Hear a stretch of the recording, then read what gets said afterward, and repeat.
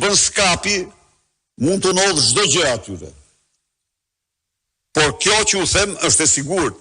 A e ka bërë skapi, apo ka ndonjë manjak aty që vën kamera dhe regjistratë, nuk i diu. Po e në përdor. Ndaj dhe jam jashtëzakonisht sepse nuk ka asnjë bazë që ajo çështje të mbahet për shqyrtim. Ajo gjykat nuk refuzoi të shqyrtoj kërkesën e 30 deputetëve në rastin tim, duke thënë në mënyrë antikushtetuese se nuk legjitimohen në një kohë kur një nen i saktë i kushtetues i u jep atyre pikërisht të drejtë. Dhe tani të legjitimoj Edi Ramën për të mbrojtur dosjen e vet. Është ditë e vështirë shumë sot. Shumë ditë e vështirë. Megjithatë, besimi im është tek qytetarë shqiptar. Së fundi,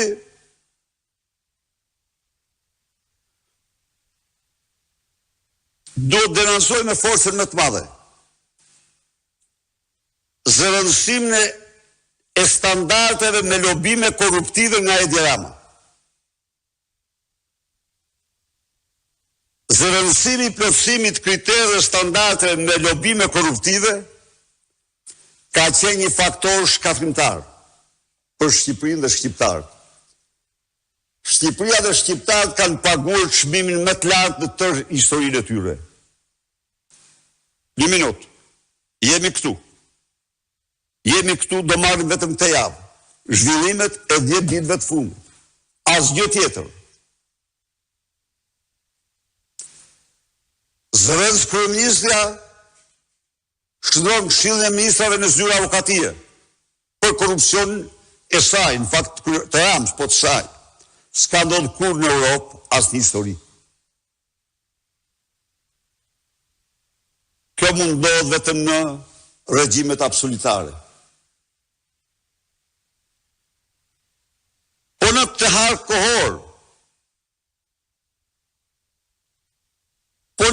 kohor, Edi Rama kalon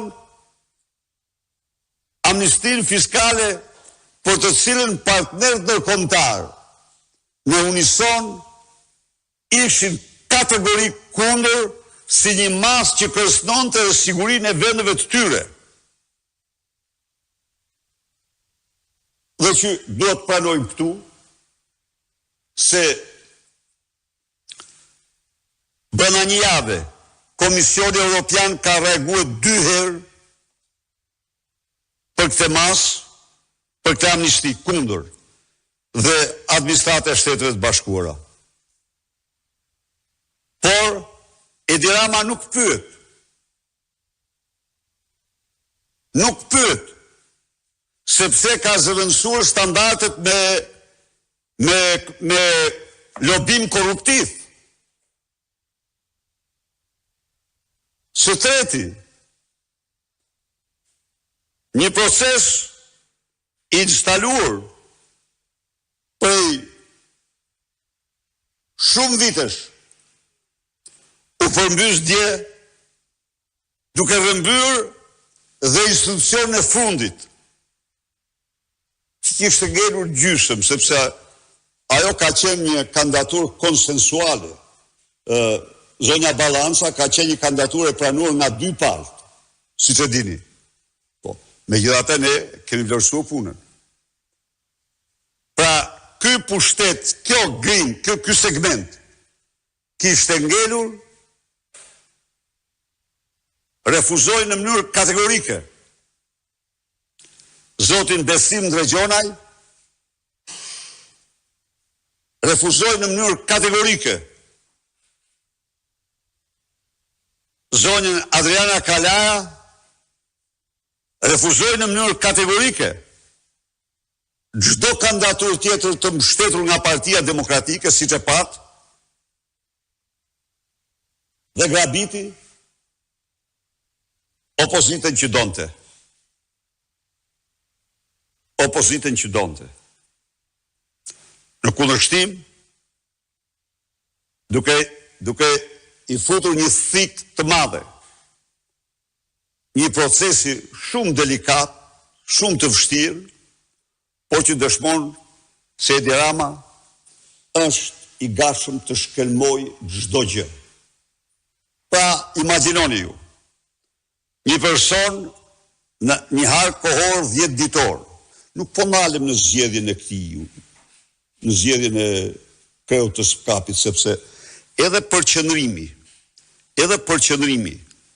aq i lartë i trupit diplomatik në sallën e zgjedhjes lën shumë të dyshohet se ajo u bë me qëllimin e vetëm për të tamponuar, për të neutralizuar dorën e zezë të Edi Ramës dhe presionet ndaj antarëve të KLP-s. Nuk mund të them, por nuk kisha pa ndonjëherë përqendrim të tillë. Kaq të madh. Kishin qenë ambasadorë, po jo të gjithë shu siç ishin, sepse donin të jepnin një mesazh që Edi Rama qeveria të mos mund të mirëte siç mori Edrin Shabanin edhe kandidatin që ai kishte përzgjedhur apo donte se di se kush ishte në këtë proces. Pra, nuk ka. Ku i bazon këto, ju them unë ju? I bazon në lobime korruptive. I ka zëvendësuar. Po ne absolutisht dora dorës do të qëndrojmë siç kemi qenë.